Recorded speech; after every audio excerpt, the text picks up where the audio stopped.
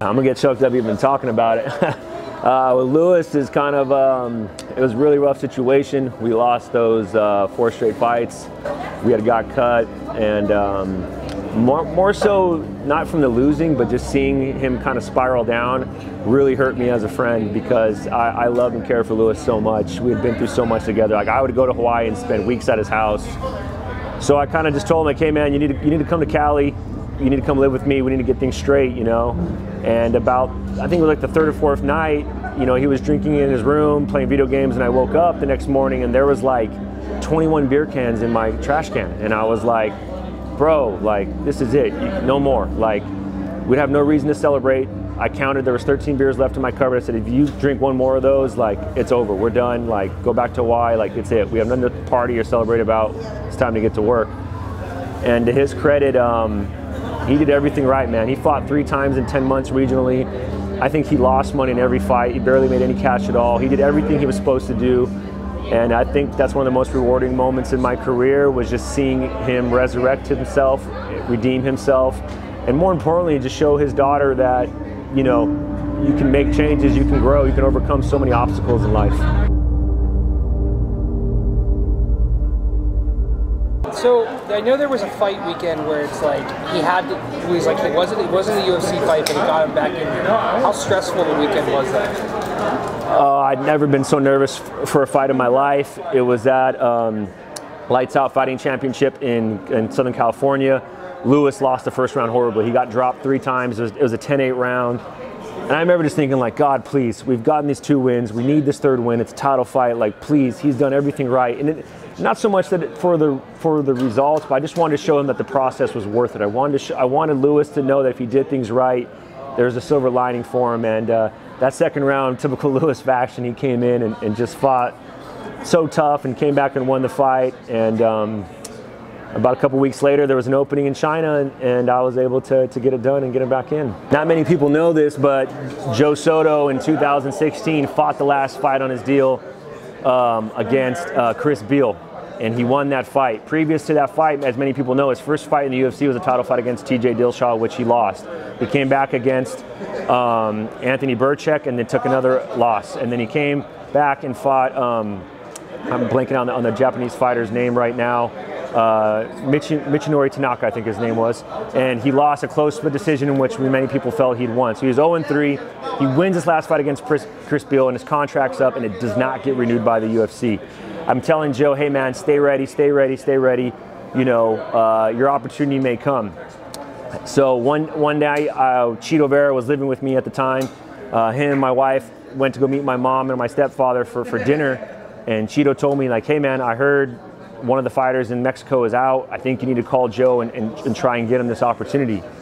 So I call Sean Shelby, I get Joe the fight. We find out that Joe Soto is like 165 pounds. He is like 30 pounds overweight. That week, literally, he drove down that day. We start running, we start cutting weight. We literally cut weight that Thursday in Mexico for about 14 hours. Chito and I literally, you have to weigh in by 10:45. In the morning.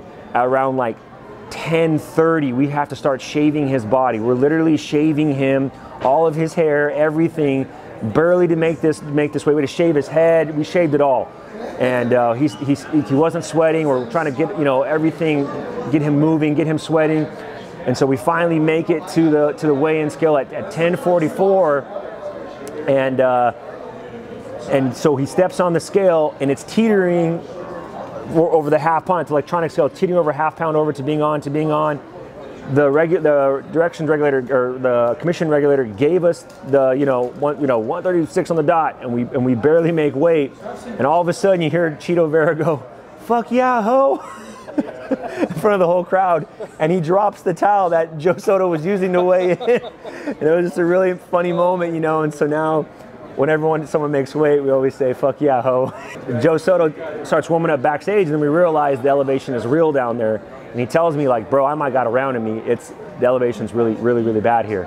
So he went in there and submitted his guy in under 2 minutes and won the fight. And he got himself a new UFC deal, 4-fight contract, and kept his career going. And he ended up cracking the top 15 later that year. And it was a great story to get himself back into the UFC, what he was willing to do. Jason was the first person I really thought you know, the first person that I really trusted, I think there's so many horror stories about managers, right? You hear so many this awful stories like, oh, I signed with this guy for 2 years, he didn't do shit for me. You know, then he just shows up and takes 20%.